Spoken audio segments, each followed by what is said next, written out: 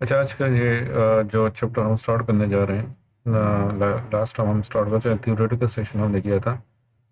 In today class we are going to start from MCQ number 11, okay, and this is very important chapter, okay. इससे अक्सर MCQs आते हैं। MCQs इतने मुश्किल नहीं होते, बट उसमें कन्फ्यूजन ज़्यादा होता है, जिसकी वजह से अक्सर स्टूडेंट उसमें मिस्टेक कर लेते हैं। So you need to understand the concept behind this type of question, okay? इसमें easy है, but अक्सर स्टूडेंट जो होते हैं वो गलत फार्मूलाज वगैरह यूज़ कर लेते हैं, तो उसकी वजह से उनका वो आंसर जो होता है वो गलत हो जाते हैं। फिर कहते हैं कि हमने टेस्ट सही किया था, सिलेक्शन नहीं हुआ। सो वो उसके पीछे ये रीज़न होते हैं कि कंसेप्ट को आपने अच्छी तरह से अंडरस्टैंड करना है, उसके बाद आपने उसके accordingly you need to apply the formula, okay. So, chapter number 4. In last class, I discussed about all the points, necessary points in this chapter. Okay, and I also did MCQs from MCQ number 1 up to MCQ number 10. Today we are going to start from MCQs number 11. Okay.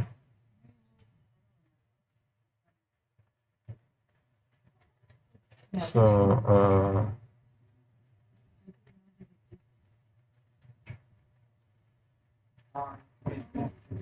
That is this one, electrical power and energy, okay.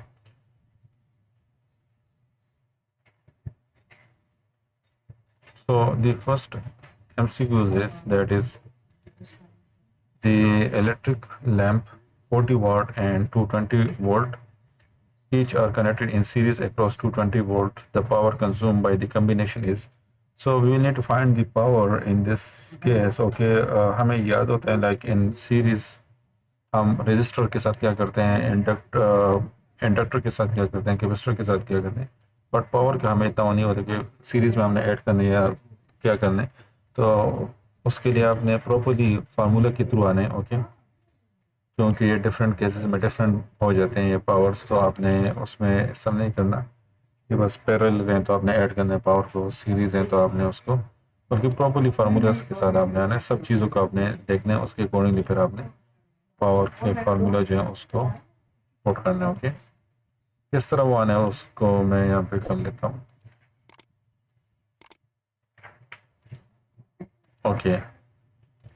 So we have electric lamp 40 watt, okay. This is the operating voltage and this is the operating power, okay. This is the supplied power, okay, supplied voltage.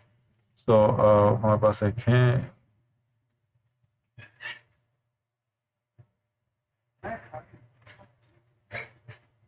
electric lamps, okay. So it means that we have two lamps, so both are connected in series, okay, across the supply that is 220 volt, okay. We have supply that is 220 volt, or this is the operating power and this is the operating voltage, okay. This will also be 40 watt, okay. अब यहाँ पे the power consumed by the combination, so in this case like your resistor you will need to add the resistor, okay. आपका total resistance क्या हो जाएगा, that will go to the combination of R1 plus 1 resistor plus R2, okay. अच्छा, अब यहाँ पे हमारे पास voltage जो है वो कांस्टेंट है, ओके। अक्रॉस दिस हमारे पास दोनों के अक्रॉस हमारे पास वोल्टेज जो है वो कांस्टेंट है, ओके। तो ये हमारे पास पावर का फॉर्मूला है कि P equal to V square divide by R, okay. So यहाँ पे नीचे वी स्क्वायर मल्टीप्लाई कर लो दोनों साइड पे, सो यहाँ पे भी वी स्क्वायर हो जाएगा और यहाँ पे भी वी स्क्वायर, यहाँ पे भी वी स्क्वायर, ओके। सबका पावर सेम है, ओके। यहाँ पे भी पावर सप्लाई पावर जो है वो भी 220 है, यहाँ पे भी 220 है, भी 220, सबका पावर सेम है। तो आपकी ये क्या हो जाएगा, like my 1/P that's equal to R by V square, okay. So I can write it like this, my 1/PT that will be equal to 1/P1 plus 1/P2, okay. One power is 40, second power is also 40. तो इससे आप इसको solve कर लो तो आपके पास इससे आ जाएगा PT, आपके पास क्या आ जाएगा 40 times 40 divided by 40 plus 40 which is equal to 80. Okay, जिसे half आता है that is equal to 20. Okay, 20 watt option B will be the correct answer. Okay, next MCQs is very important. Okay, काफी important MCQs है, that is MCQs number 12. Okay, so we need to solve this MCQs.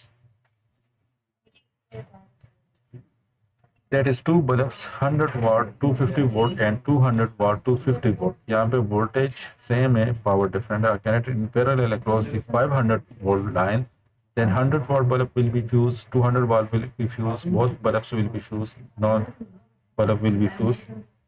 So in this case we need to understand it properly. Okay, हमारे पास एक bulb है, उसको मैं resistor से consider कर लेता हूँ. ओके, दूसरा बल्ब भी मेरे पास कनेक्ट है पैरेलल में. ओके, और सप्लाई कितने हैं, दैट इज 500 वोल्ट.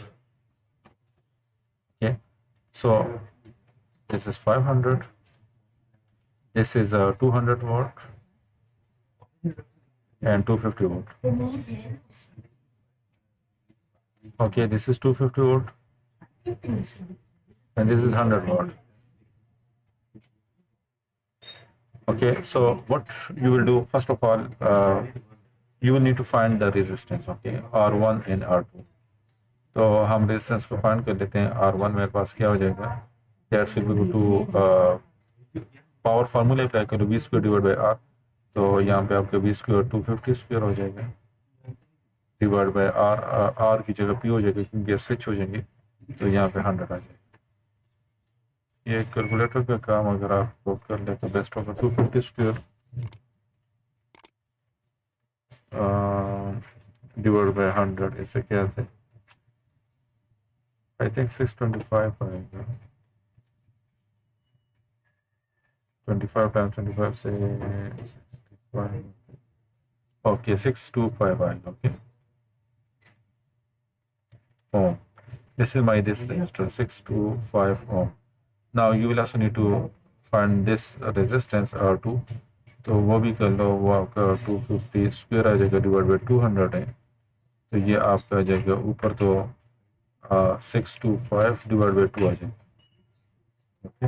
वो दो जीरोस इन दो जीरोस के साथ कैंसिल हो जाएंगे, तो आपके पास ये आ जाएगा 625 डिवाइड बाई 2 ओम. ओके, अच्छा अब हमने क्या करना है, now we will need to find the current. Okay, so for current we will need equivalent resistor.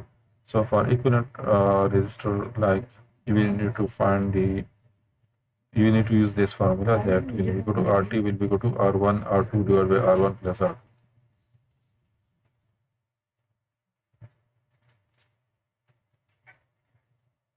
Okay, तो equivalent find कर लो.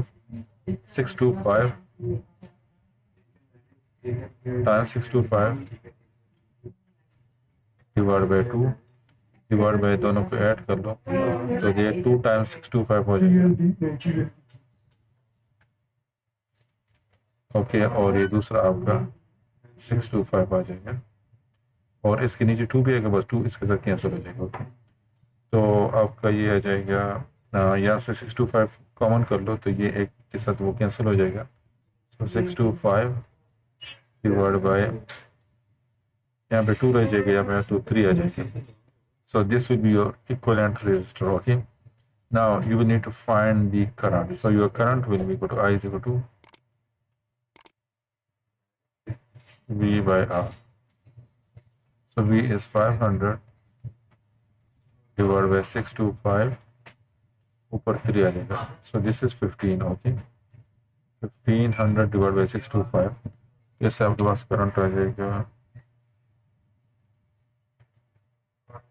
1500 divided by 625, 2.4 ampere आ रहा है. 2.4 ampere. This is my total current. Okay. Okay. Now I will need to find current in this. This is my current I1. This is my current I2. So your current I1, you can find the current I1 by using the current divider rule. So that will be equal to, like your current I1 will be equal to the total current, which is equal to 2.4 times the resistor. This resistor is 625 divided by 2. divided by sum of both resistor, तो sum of both resistor will give you 2 times 625 plus 625 divided by 2। तो ये कर लो, ये 2 तो cancel हो जाएगा उस 2 के साथ। ओके, और आपका जो आ जाएगा यहाँ पे I1 आपका आ जाएगा 2.4 टाइम्स 625, तो 1500 आ जाएगा divide bye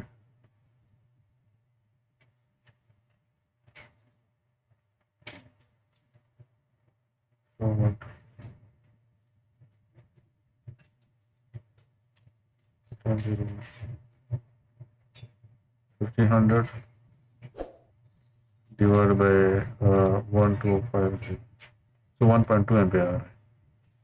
So this is 1.2 ampere. Now you need to find the current I2, that will be equal to total current 2.4 minus 1.2, 2.4 minus 1.2, फिर आपके पास आ जाएगा 1.2, इससे भी आ रहा है। अब आपके पास करंट दोनों में आ रहा है। ओके, अब हमने क्या करना है, यहाँ पे हमने वोल्टेज को फाइंड करना है कि यहाँ पे कितना वोल्टेज वो है, इसको कितना आ रहा है, इसको कितना आ रहा है। सही,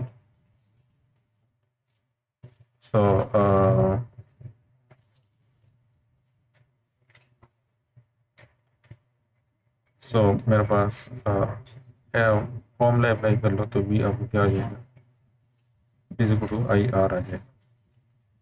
सो आई आपको कितना 1.2 टाइम्स 625 कर लो, और दूसरा आपका this is V1, this is and what about V2, वो भी आप 1.2 टाइम्स 625 डिवाइड बाई 2 कर लो।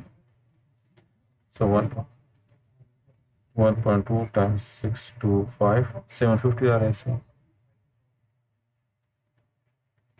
750 volt, which is greater than the operating voltage, which is 250 volt. Okay, और यहाँ पे क्या है 1.2 times 625 375 आ रहे हैं। So 375 volt is also greater than the operating voltage, and 750 volt is also greater than the operating voltage. So in this case both bulb will be fused. Okay, so in this case option C will be the correct answer. Okay, so इसी तरह आपने voltage को आपने देखना है, current को आपने नहीं देखना है। आप इसमें फिर मिस्टेक करते हैं। करंट तो आपका वो डिपेंड करता है, बल्ब पे डिपेंड करता है।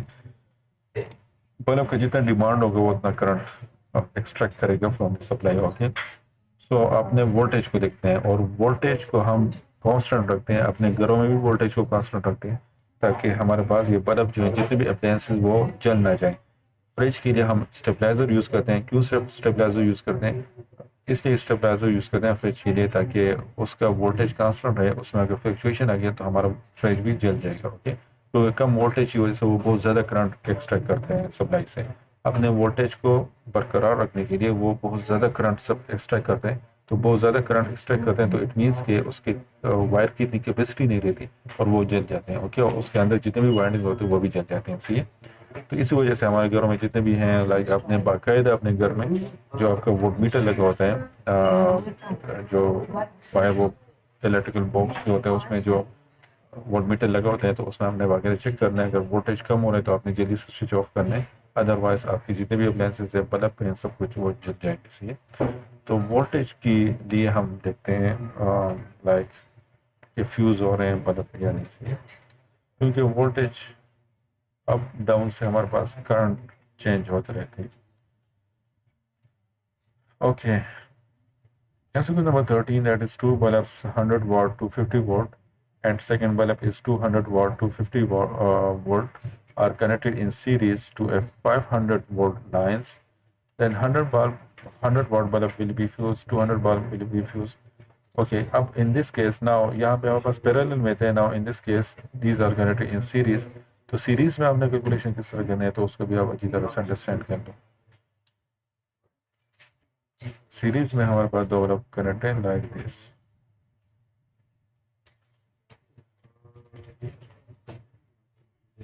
अच्छा, जिसका वो अभी जिसने एडी पोस्ट के लिए अप्लाई किया था, ये मिनिस्टर ऑफ डिफेंस में भी आए थे, काफ़ी सारे पोस्ट आए थे, तो उसका टेस्ट अभी तक हुआ नहीं है, लेकिन सुनने में यही आ रहा है कि at the end of this October वो टेस्ट होंगे। तो अगर किसी ने अप्लाई किया है इसमें, तो या तो वो व्हाट्सएप ग्रुप में मुझे अपडेट कर दें या नीचे कमेंट सेक्शन में बता दें, ताकि उसकी क्लासेस भी स्टार्ट करना चाहिए। असिस्टेंट डायरेक्टर की पोस्ट। अच्छा, यहाँ पे हमारे पास दो बल्ब हैं, एक है हमारे पास 100 वाट और एक है हमारे पास 250 वाट।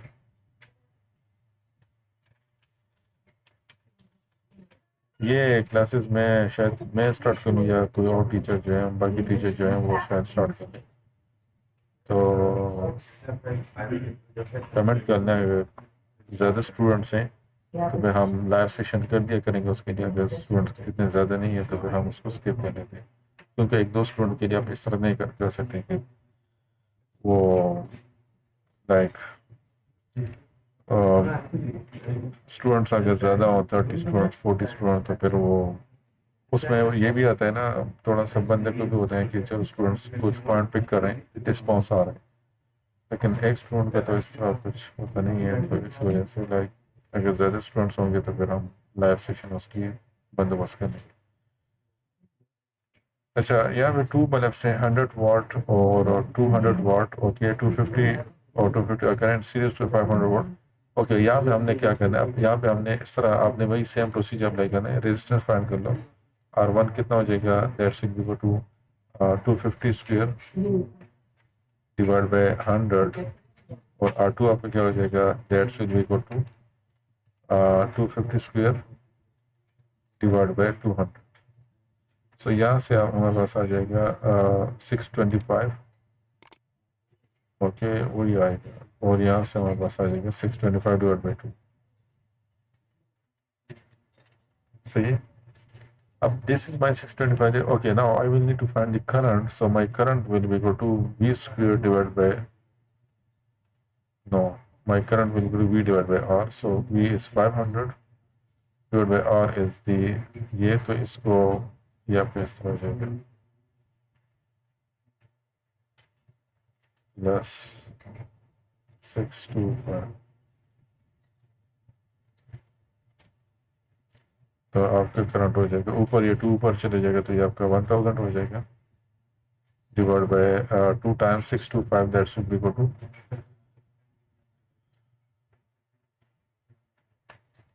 1250।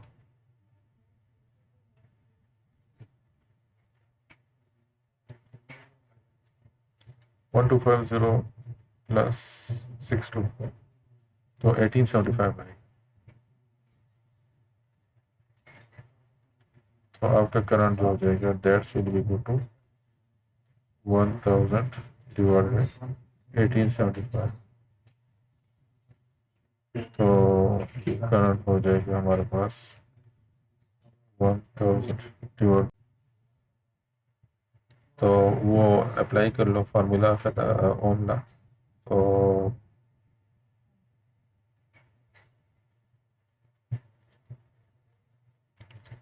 IR, so I is 0.53 multiplied by 625 कर लो, that's equal to 333. Okay, so over here you will get 333 volt. This is the supplied voltage. Okay, and this is the operating voltage. So now you will also multiply 0.533 this voltage, that is 625 divided by 2, 333 divided by 2, 166 are. So this supplied voltage 166. So now this voltage is less than 250 volt, but this voltage is greater than 250 volt. So your 100 volt bulb will be fused. Okay, ये fuse हो जाएगा, ये दूसरा नहीं होगा. Okay, so option A will be the correct answer. Okay, next MCQ is MCQ number 14. Three bulbs B1, B2 and B3 are connected to the main as shown in figure 4.7. If B3 is disconnected from the circuit by opening switch S, then incandescence of bulb B1 will be तो इसको आप थोड़ा सा understand कर लो। यहाँ पे ये कहना है कि पहले मेरे पास स्विच क्लोज था तो बल्ब ये ऑन थे, ओके, यहाँ से सप्लाई जा रहा था, यहाँ से। अब मैंने इस तरह कर दिया कि स्विच को मैंने ओपन कर दिया, तो इस बल्ब पे क्या इफेक्ट पड़ेगा, ये बल्ब इस बल्ब पे क्या इफेक्ट पड़ेगा, ओके। तो इस बल्ब पे लाइक पहले मेरे साथ क्या था, जो हमारे पास इस बल्ब पे कोई इफेक्ट नहीं पड़ेगा, ओके।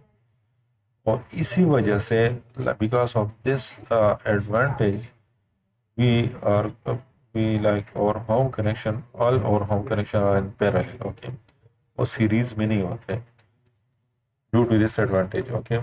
so अगर सीरीज में होगा तो फिर उसमें इफेक्ट पड़ता है, but in parallel there will be no effect, okay. तो यहाँ पे क्या हो जाएगा, दिस विल बी पहले हमारे पास जो switch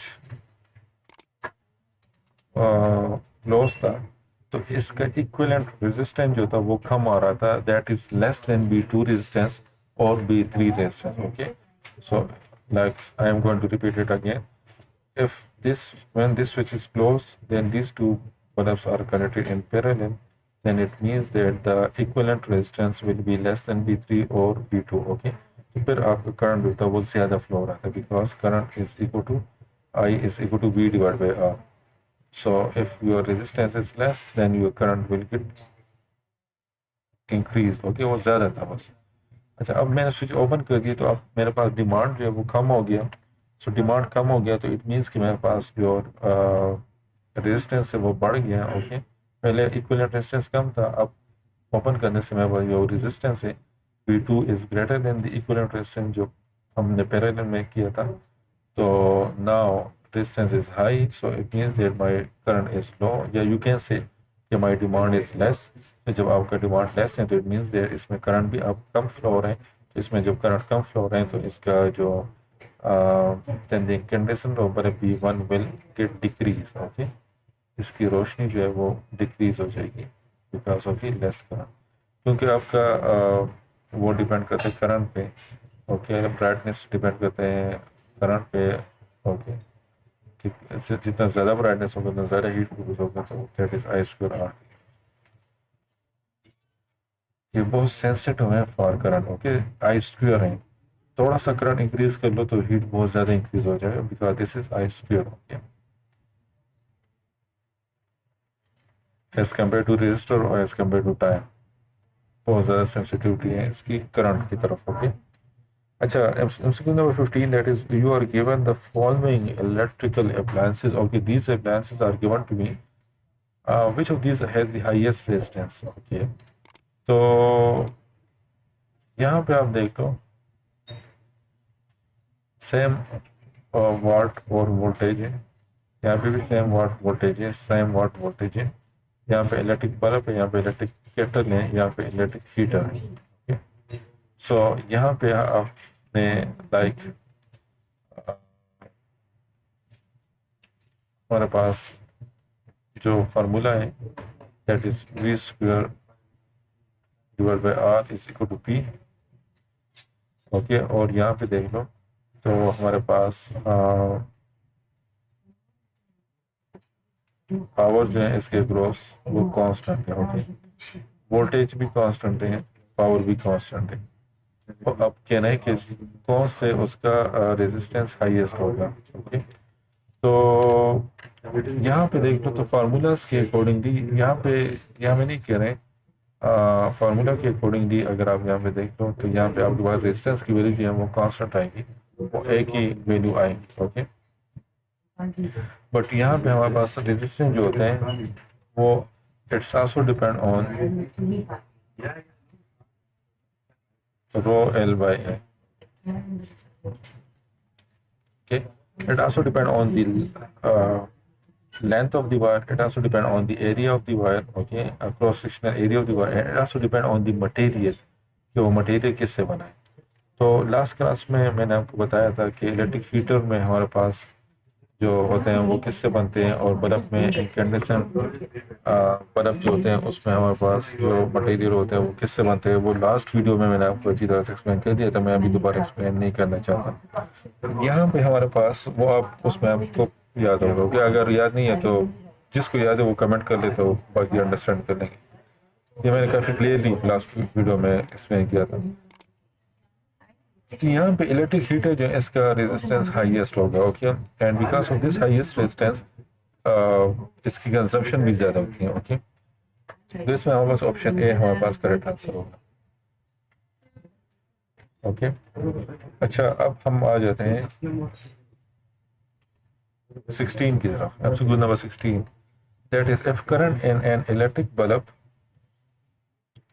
drop by 2%, then the power decrease by. तो इसके लिए बस आप ये फार्मूला याद कर लो, इसकी डेरिवेशन है, लेकिन उसकी जगह आप ये फार्मूला याद कर लो कि change in power divide by P is equal to 2 times change in current, okay. ये फार्मूला आपने यूज किया था। तो हमारे पास इसमें आ जाएगा जब तक if current of an electric power drop by 2%, then the power decrease by, तो ड्रॉप बाय 2%, तो आपका पावर कितना डिक्रीज हो जाएगा? तो 4% डिक्रीज हो जाएगा, ओके। बस ये फार्मूला इसके लिए याद कर दिया करो, इस टाइप के एमसीक्यूज के लिए। इसमें बी ऑप्शन होगा, उसका करेक्ट आंसर होगा, okay. MCQs number 17, that is two bulbs of 500 watt and 300 watt are manufactured to operate on 220 volt line. The ratio of the resistance of 500 watt bulb to that of the 300 watt bulb is, so we need to properly solve it. हमारे पास एक 500 volt bulb है, दूसरा 300 volt bulb से manufacture to operate on a 220 volt line. The ratio, okay. So हमारे पास P is equal to B squared divided by R, okay। 500 watt voltage same है, okay.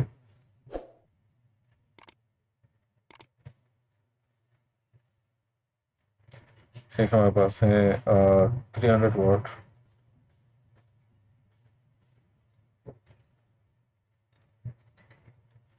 Okay.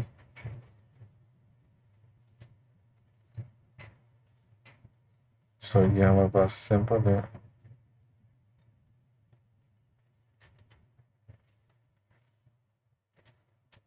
ये आपके इधर आ जाएगा, तो ये आपके 20 स्क्वायर डिवाइड बाय 500 हो जाएगा, ओके। और इसको भी यहाँ पे पुट कर लो, तो ये आपका 20 स्क्वायर ऊपर 300, तो ये कैंसिल हो जाएंगे, ये दो जीरोस कैंसिल हो जाएंगे, तो 3 डिवाइड बाय 5, या you can say 3 ratio 5, that will be the correct answer. Option C will be the correct answer.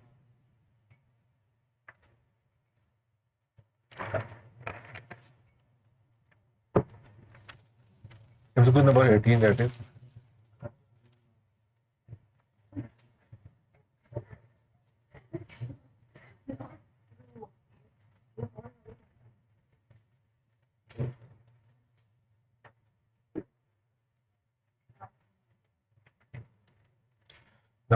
the same mass of copper is run into two wires 1 mm thick and 3 mm thick, okay। two wires are connected in series and the current is passed।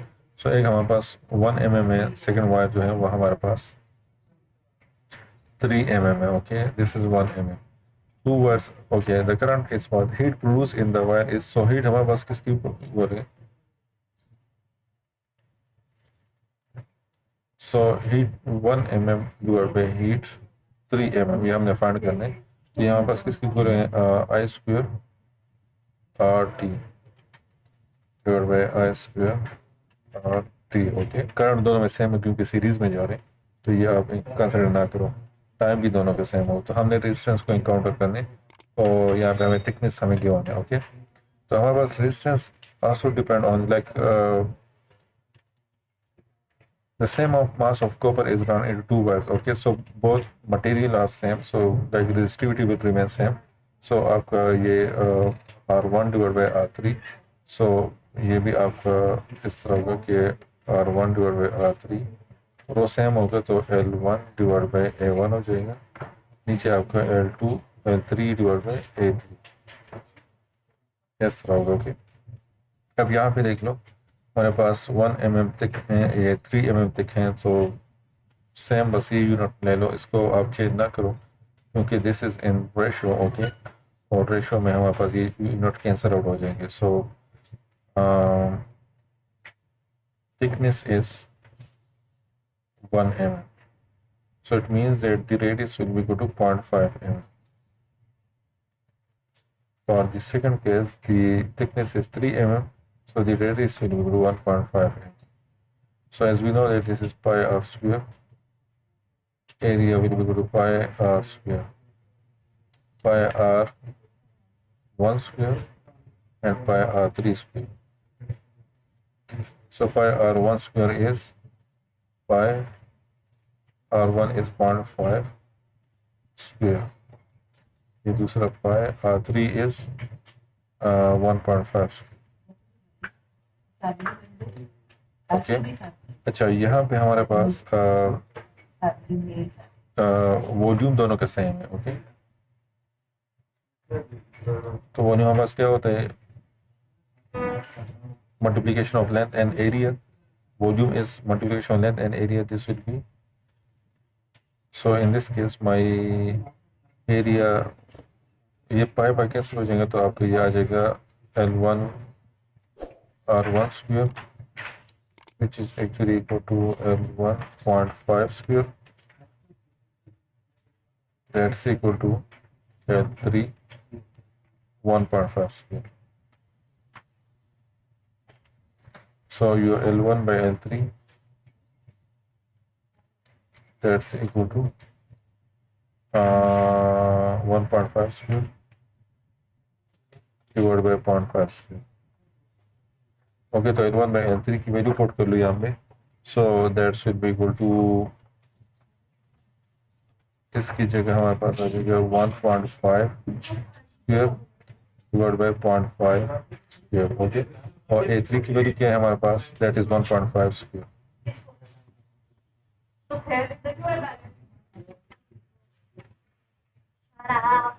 और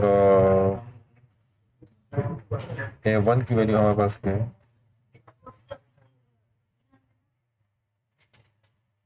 A1 की value 0.5 है। Okay, तो ये हमारे पास आ जाएगा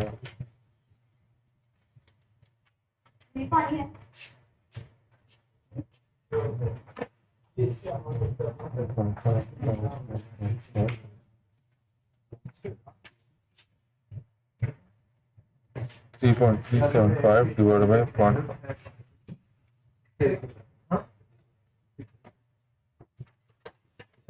0.125.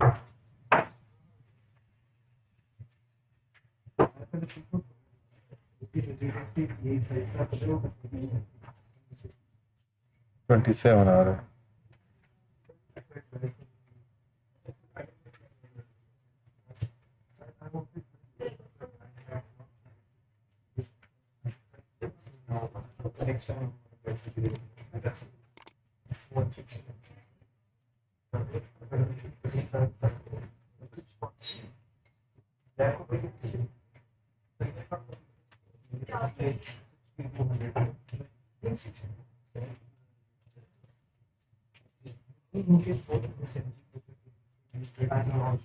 Okay, we need to find the heat. So I square RT. Okay, and that should be equal to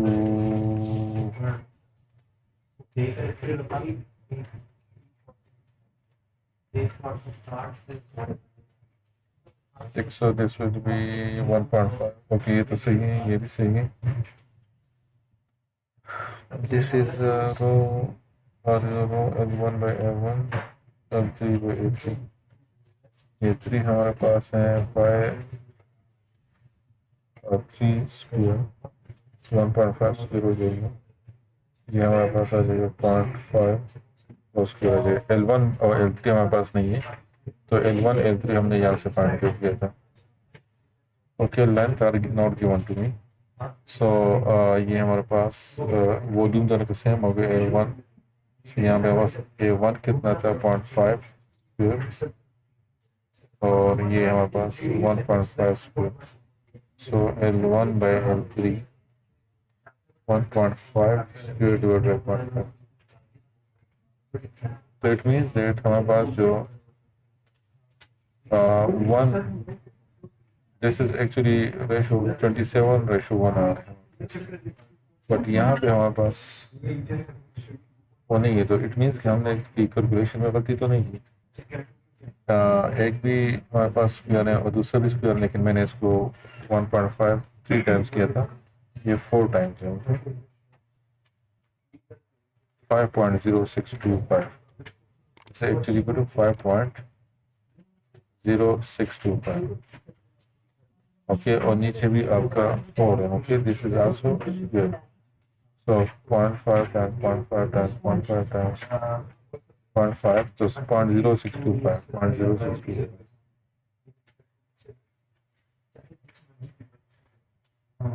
So 81 आ रहा है, so 81:1. So option A will be the correct answer. Okay, next is going to be number 19. That is the power of the heater is 500 watt at 800 degrees C. What will be the power at 200 degrees C? Temperature coefficient of the resistor is given to you, that is 4 times 10 power minus 4 per degree. Okay, so we will need to find this. So ये काफ़ी important है, basic question है, लेकिन इसमें आपने थोड़ा सा इसको उन्होंने चेंज किया हुआ है।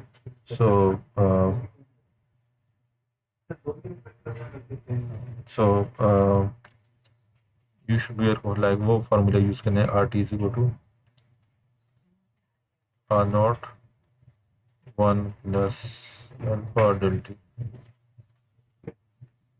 So in this case that will be equal to R800, that's equal to R500, 1 plus alpha is 4 times 10 power minus 4, del T is T2 minus T1, so वो आपके पास 6 7 है, 600 है जी। So यहाँ पे हमारे पास power actually P is equal to V square divided by R. Okay, so in this case my power will be equal to 1 divided by P. Voltage will remain constant. Okay, दोनों के लिए voltage constant है। Temperature से rise हो रहे हैं, बाकी वो जो सप्लाई कनेक्टेड है वो वही कनेक्टेड है, तो इसी वजह से वोल्टेज कांस्टेंट है। तो यहाँ पे हमारे पास 1/P, ये आ जाएगा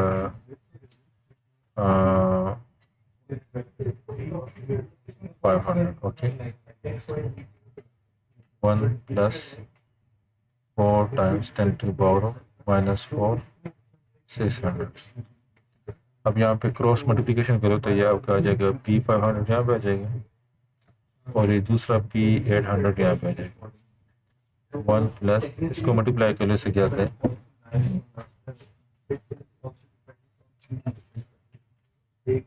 4 times 600 2400 divided by 2 3 4, so 0.24 आ रहे हैं, 0.24 plus 1, so that's will equal to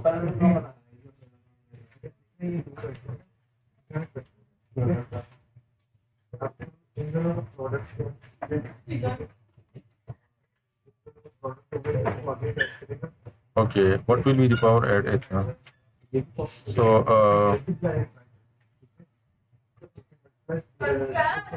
So this is actually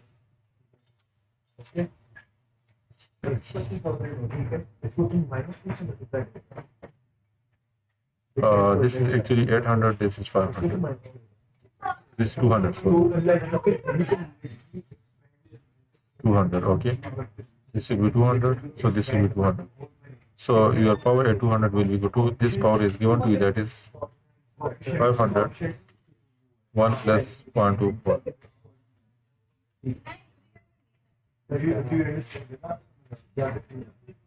1.24 times 500, so 620 आ रहे हैं। Okay,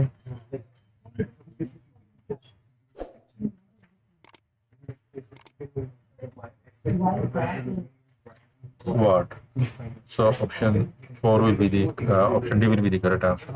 Okay, next answer is number 20, that is a constant voltage is applied between two between two ends of a uniform metallic wire. Okay, constant voltage supply between the two ends of the uniform metallic wire. Some heat is developed if both length and radius of the wire are half, then the heat produced in the same duration will be. So अगर दोनों radius और उसको हम half कर लें, heat कितना produce होगा? तो हीट हमारे पास किसकी equal H is equal to I square RT. Okay, तो यहाँ पे हमारे पास लेंथ और radius that's depend on resistance. Okay, resistance depend on length and radius. So हमारे पास यूनिफॉर्म मेटालिक वायर, तो इट मीन्स करंट आपका सेम होगा, टाइम भी सेम होगा. तो हमारे पास let's suppose H1 that's equal to R1 हो जाएगा, तो divide by H2 which is no value divide by R2 हो जाएगा. तो इससे हमारे पास क्या जाएगा, रो वैल्यू दोनों में सेम हो क्योंकि सेम मटेरियल से बने, तो L1 डिवाइड बाय A1 हो जाएगा और नीचे आपका L2 डिवाइड बाय A2 हो जाएगा. ओके, तो यहाँ पे हमारे पास लेंथ हाफ हो जाते हैं, तो इट मीन्स कि हमारे पास L2 जो है that is half of the L1. Okay, और आपका रेडियस भी हाफ हो जाए, तो रेडियस आपका क्या है एक्चुअली L2 आपका क्या है, that is equal to pi r 2 square. Okay, तो इट मीन्स कि A2 आपको क्या हो जाएगा R2 square divide bye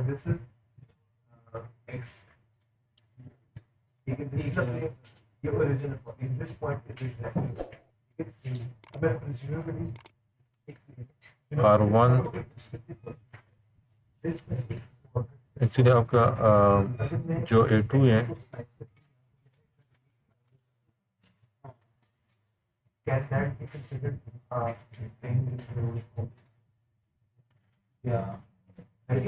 actually आपका जो रेडियस है R2 that is equal to R1 divide by 2. Okay, radius भी आपका हाफ हो गया. ओके, तो आपका ये क्या हो जाएगा, A2 क्या हो जाएगा, that's equal to pi R2 is R1, so R1 square हो जाएगा डिवाइड बाय 4 हो जाएगा. पाई R1 स्क्वायर इज A1, तो इट मीन्स कि आपका A1 डिवाइड बाय 4 हो जाएगा. ओके, तो यहाँ पे हमारे पास L1 क्या हो जाएगा, अपनी जगह पे लिख लो. L2 क्या हो जाएगा, L1 डिवाइड बाय 2 हो जाएगा, तो 2 आपके ऊपर चले जाएगा. A2 आपका क्या है, that is A1 divide by 4 हो जाएगा, और नीचे आप A1 को लिख लो. तो A1 के साथ कैंसिल हो जाएगा, L1 इसके साथ कैंसिल हो जाएगा, तो आपका ये भी हाफ हो जाएगा. आपका हीट जो है वो हाफ हो जाएगा. Option 1 will be the correct answer. Okay, so this is the end of this class. In tomorrow class we will do the other MCQs. Okay, ये MCQs जो हैं ये काफ़ी इंपॉर्टेंट भी हो, काफ़ी लेंथी भी, सो टाइम कंज्यूमिंग होते हैं थोड़े से, तो ये हमसे थोड़ा सा टाइम लेंगे. तो लाइक इसी वजह से आज हम बहुत कम काम किया. आज हमने लाइक 10 MCQs आज हमने सिर्फ कवर कर दिए. तो नेक्स्ट क्लास में I will try my best to make the 2 hour class. Okay, ताकि ये चैप्टर को हम जल्दी से जल्द कवर कर लें और बाकी जो टॉपिक्स हैं उसको हम जो आगे जो है ट्रांसमिशन लाइन जनरेशन साइड उसको भी जल्दी से कवर अप करना. Thanks for watching, see you tomorrow. अल्लाह हाफिज़.